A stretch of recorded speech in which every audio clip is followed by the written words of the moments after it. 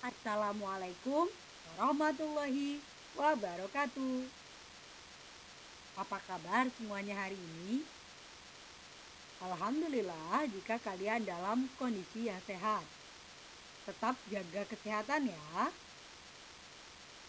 Hari ini kita akan belajar tema 1, organ gerak hewan dan manusia, subtema 1, organ gerak hewan, pembelajaran yang pertama. Sebelum Ibu melanjutkan penjelasan materi pada pertemuan hari ini, mari bersama-sama kita membaca doa terlebih dahulu.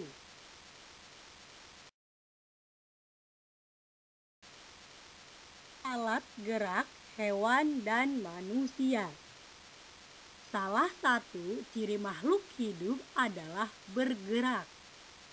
Hewan dan manusia menggunakan alat gerak yang dimilikinya untuk berpindah dari satu tempat ke tempat lain.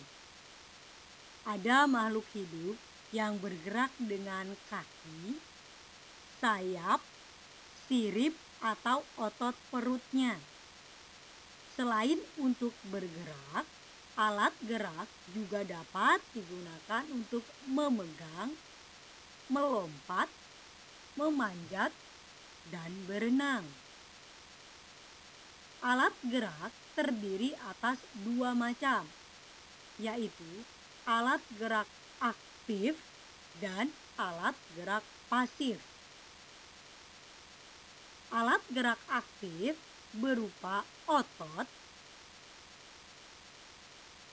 alat gerak pasif berupa tulang.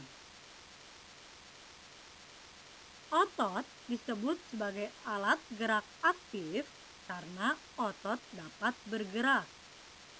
Sedangkan tulang disebut alat gerak pasif karena tanpa adanya gerakan otot, tulang tidak dapat melakukan gerakan.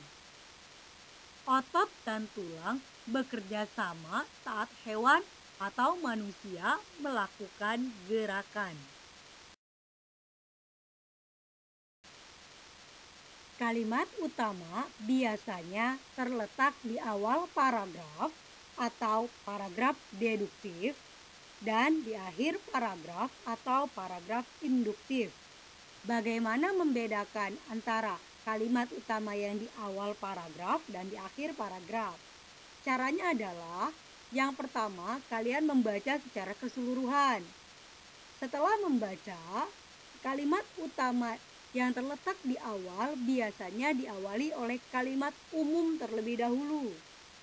Kemudian setelah itu berisi kalimat-kalimat khusus atau kalimat-kalimat pendukung dari kalimat umum.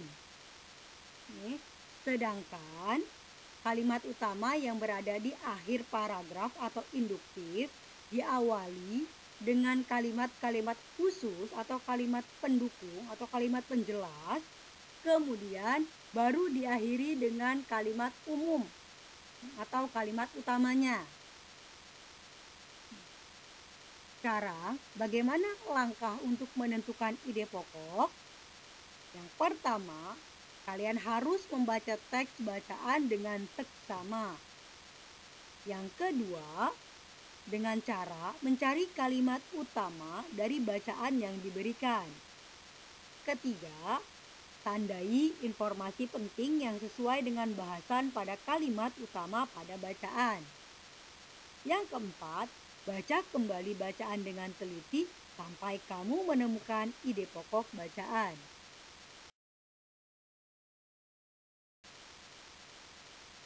Perhatikan contoh teks berikut ini.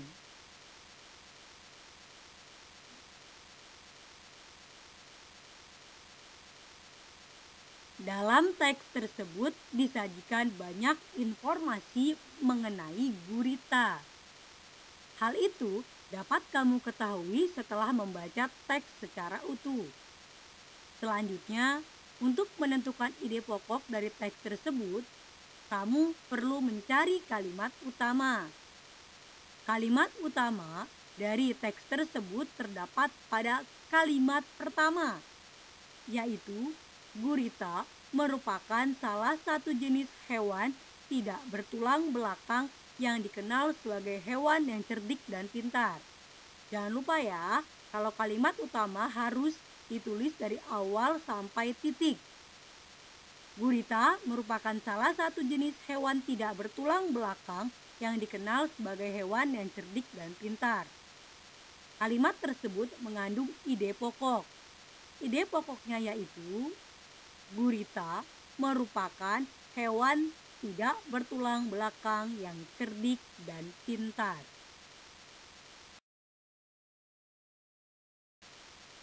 Untuk dapat lebih memahami mengenai alat gerak hewan dan manusia, kalian dapat mencari informasi dalam sebuah teks bacaan. Ada berbagai informasi yang bisa diperoleh saat membaca suatu paragraf atau teks. Dari banyaknya informasi tersebut, ada informasi utama yang disampaikan dalam teks tersebut. Informasi utama disampaikan melalui ide pokok teks. Ide pokok merupakan inti atau dasar permasalahan dari suatu teks. Ide pokok berisi gagasan dasar penulis atau pembuat teks. Oleh sebab itu, ide pokok dalam teks sering juga disebut pokok pikiran atau gagasan utama teks. Dalam suatu paragraf atau teks, ide pokok dapat dijumpai pada kalimat utama. Kalimat utama adalah kalimat yang di dalamnya terdapat pokok pikiran atau ide pokok dan menjadi dasar untuk mengembangkan paragraf.